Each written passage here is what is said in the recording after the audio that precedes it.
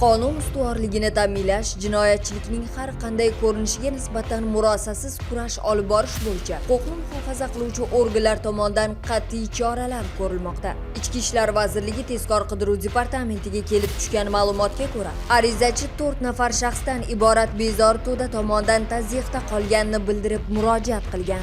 Unga nisbatan zo'rlik ishlatilib, uni giyohvand moddalarni tarqatishda ayblab, majburlab video tasvirga olib, zakladchikligi va giyohvand moddalarni tarqatishi haqida keng ommaga yolg'ondan jinoiy harakat sodir etgan shaxs sifatida ko'rinishini hamda ushbu videoni internet ijtimoiy tarmog'ida tarqatib sharmanda qilish va o'ldirish bilan qo'rqitib arizachi shaxsdan 500 AQSh dollari pul talab qilib kelgani ma'lum bo'ldi. Ichki ishlar vazirligi tezkor qidiruv departamenti xodimlari tomonidan o'tkazilgan tezkor qidiruv tadbiri davomida zo'ravonlik va tovlamachilik jinoyatini sodir etib kelgan guruh a'zolari 2 nafar 2006-yilda tug'ilgan fuqaro hamda 2008-2009-yilda tug'ilgan maktab o'quvchilari qo'lga olindi. Jinoiy guruh Toshkent shahri Yunusobod tumanidagi avtoturargohlardan birida 300 AQSh dollari va 2 million 400 ming so'm pullarni olayotgan vaqtda ushlandilar. Ulardan jami 300 AQSh dollari va 2 million 400 ming so'm pullar, 6 ta telefon apparatlari, 1 dona pichoq, 1 dona o'tkir tig'li jism ashyoviy dalil sifatida rasmiylashtirib olindi. Mazkur holat yuzasidan guruh yetakchisiga nisbatan O'zbekiston Respublikasi Jinoyat kodeksining 165-moddasi